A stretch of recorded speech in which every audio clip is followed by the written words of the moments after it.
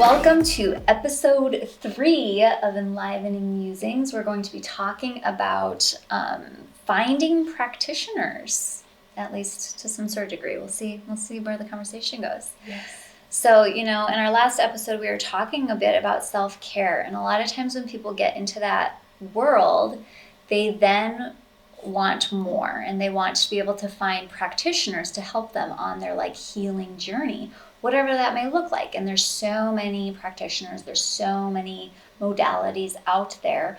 And Katie and I, we do things as practitioners, and then we've also seen other practitioners. Like, we both have seen different acupuncturists and things like that.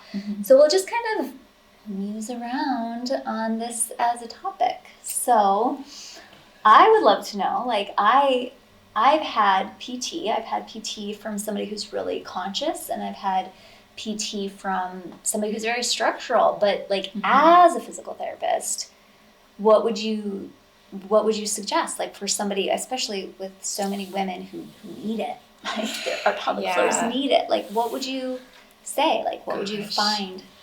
I mean, I feel like I have an interesting experience because I've been on both sides of it. So I am a PT, but I've also been a patient too. And it's really, and I've been a PT for a long time. And so it's really interesting to kind of reflect back on my career and how it felt. And I think of course, we're women, right? So we start talking, we go in circles and tangents, but it's really interesting when I think about, they talk about healthcare burnout. And I think so much of it is we all have so much unhealed trauma inside of us. We all have so many things that just need some care and attention. Sometimes trauma and unhealed, it becomes this big thing and this overwhelming, oh my gosh, I have all this trauma I need to heal. But it's more just we all have things that we need to be loved and cared for, right? Yes. We just need that nurturing. I do think we can give it to ourselves a lot, but I do think having someone support us is also great. And I'm a very independent Aries through and through. So it sometimes has been hard for me to reach out for help. And a big thing for me as a PT was realizing it was okay for me to have aches or pains or just unhealed things that I needed to work on. Sometimes it would feel how can I help people if I'm having my own issues, and honestly, that's a big thing in healthcare and even in the PT world. Do we take care of ourselves? Yeah. How can I be a compassionate, loving physical therapist and give this to my patients if I am not receiving it, if I'm not getting regular body work, if I'm not feeling cared and supported? So I feel that's a huge thing too, is, I like finding people who are real, people who have kind of been there and back. Maybe they've been through hell and back, Yeah. And they're honest about it and real. I feel the more I become more honest and open with people, the more my career has taken off. I think there's a lot to the structures. I shouldn't say a lot. Let me rephrase that, because I really don't think it's all structural. I used to say, oh, it's half structural, it's half spiritual.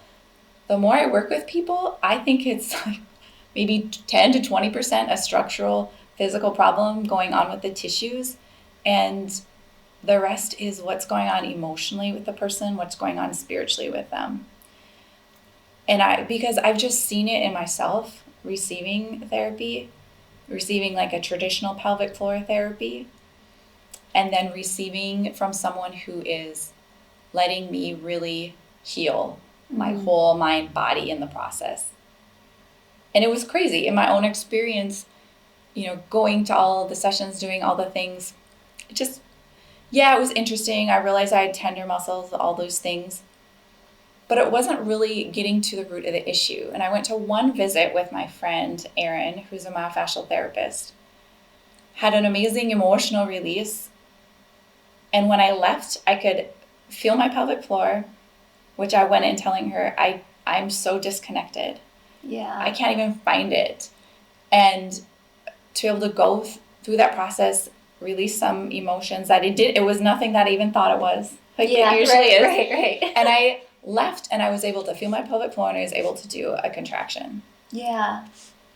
I mean, how does that even make sense, right? We didn't do any exercising. Yeah. So I just think in this day and age, to be honest, we just all have to forget everything we thought we knew about the body and be totally curious and see it as a child again and be open. So I don't know if that helps you find the practitioner, but maybe this is even just for practitioners and people working in mainstream medicine to know, like, it's okay to question it all and trust your intuition. And you're going to feel resistance from yourself and from others. And people might laugh at you and make fun of it right away. But you're going to make a difference in people's lives. Because we all think no one feels that way. And no one's into that. Mm-hmm. But let me tell you, we're all humans. And we're all into it. Yeah, yeah. And, you know, you connect to people. I tell people, I'm not telling you anything new. These are things you already know inside of yourself. I'm just kind of helping you remember these things. Absolutely. So even people that have a lot of resistance and they say they're not into it, they're into it. There's something in there. Well, they're there, right? They're there. They're there. And honest, and you know what? One of my favorite things is when people surprise me, and people surprise me all the time, and I love it. Yeah. And they're not what I expect. So, yeah, I love that. Well, I think you did hit on some really important points. Like for me, when I think about finding a practitioner, some of the things you said that I would say is that they're real, mm-hmm. that your intuition is guiding you to them and connecting to people. So for me, it's like, do you connect with the practitioner? Are they using their intuition? Are they being super structural? You know, like whatever. Take that however you want, meaning like mm-hmm. whatever level you're on. Because again, it's like listening to yourself. So like you might want somebody who's super structural. Having a hard time saying that word right now, structural. There's no structure to the word structural. No. Okay. But you know, that they're very real. Like I think that that's something that is really important to like know that. I feel the same way about like an acupuncturist. I feel the same way about a massage therapist. I feel the same way about all of that, you know, that they are real, they're authentic, you know, they're being that. And then for me, like with finding a PT person, I did go to somebody who was very structural first. And it was like, yeah, this is cool. Mm-hmm. And it was like helpful. It definitely was helpful. And they had all kinds of like gadgets to measure all the things and stuff. And it's like, sometimes that stuff is fun, especially if you're like feeling super lost on it and you want that visual gauge of something. But for me, it's all within me. Mm-hmm. And so for me, it's just that feeling that you expressed of like being able to like, okay, we didn't even do any exercises. And I left that appointment being able to contract my pelvic floor and feel it. Like, mm-hmm. And with all of that trauma and everything, to me, that's another thing I put on that list is like knowing that the person is holistic. That's something that's important to me. So maybe it's not important to everybody out there, but that they are holistic, that they're going to look at how my mind is affecting my body, how my spirit is affecting my body, how my emotions mm-hmm. are affecting my body, because it is all in the body. Like that's what causes the body to have pain or to be weak or to have whatever vulnerability or illness or whatever going on.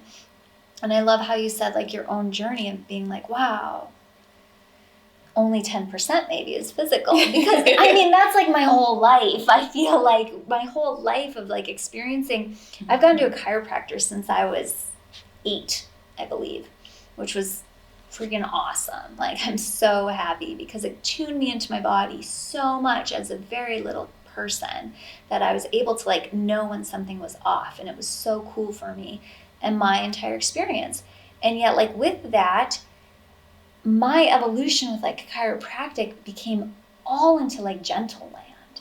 Mm-hmm. And it's because of that. Mm-hmm. Like, it's not just about moving the vertebrae to like turn on the nervous system. It's about like what else is infringing upon like these messages that are being sent through my body, through my nervous system.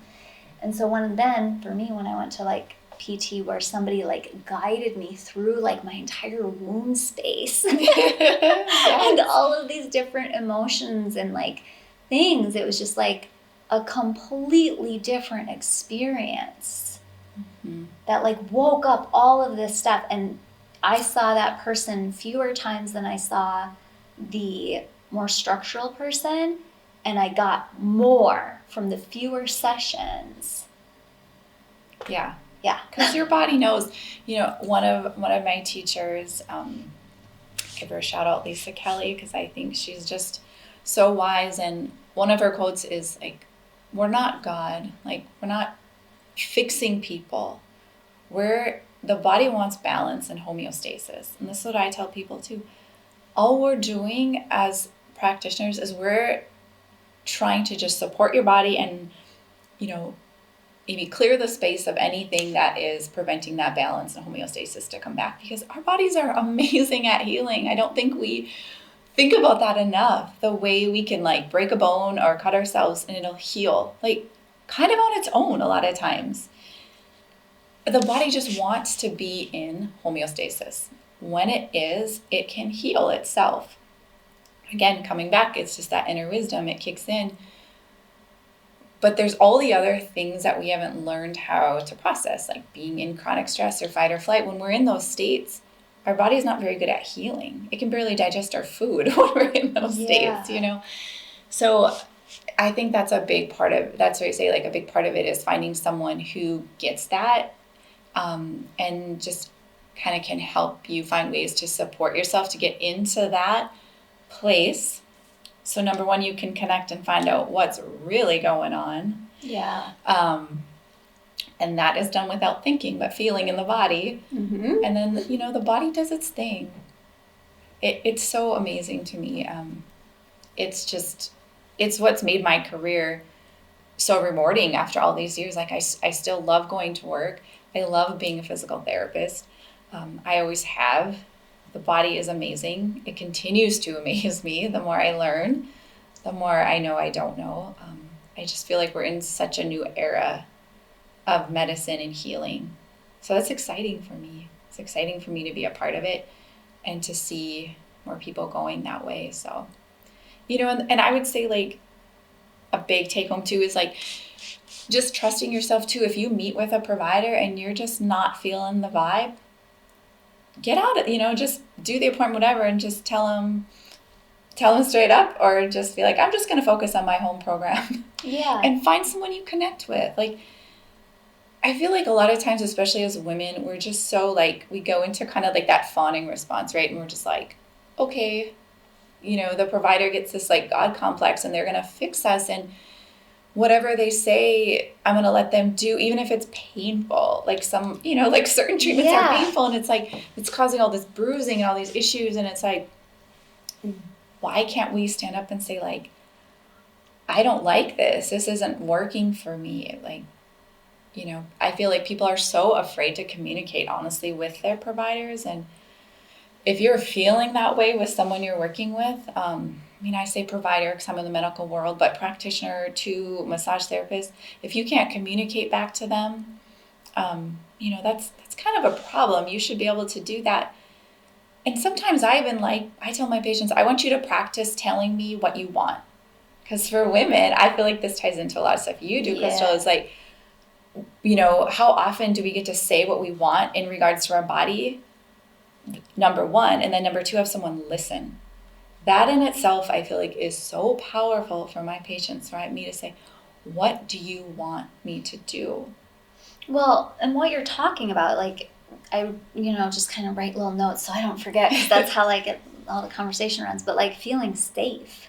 Yes. So like finding a practitioner so you feel safe, because I do think that communication is really important. And another thing when you're talking about like if you're in this and you're not liking it, okay, so you're going to finish the session or whatever, and then maybe just tell them I'm just going to continue with my home program, but like also you don't have to continue with the session. Right. So like, yes, you know, if yes, it's like yes, uncomfortable or anything like that, like saying that. And this is something that does show up a lot. Like the more I get into all the sexual realms is like, you can tell your OB, my yoni doesn't like it like this. If you're going to be inserting that speculum, you need to slow down. You need to make sure everything's warm. And you can say that. And women are just like, what? Like, I can say that? I can say that to my OB? And it's like, well, yes, you almost have to, because like they're only trained a certain way. And there are some amazing ones who are so great that they do respect that and they, you know, already do those things. But there are some who are not. And it's almost like our voice and speaking up is what's training them. I was just going to say that, yeah. Unfortunately, it is kind of that way. We were talking a little bit off audio about how our generation is in a really interesting time of kind of breakthrough, and like we're really having to like pave our own way to learn how to voice and just be, I guess. You know, we're just in this new era, and sometimes it can be a lot of responsibility, but I feel like we're all here for it. Yeah. I know so many women in our age range, we're kind of like Gen X I don't know. a little bit. Yes.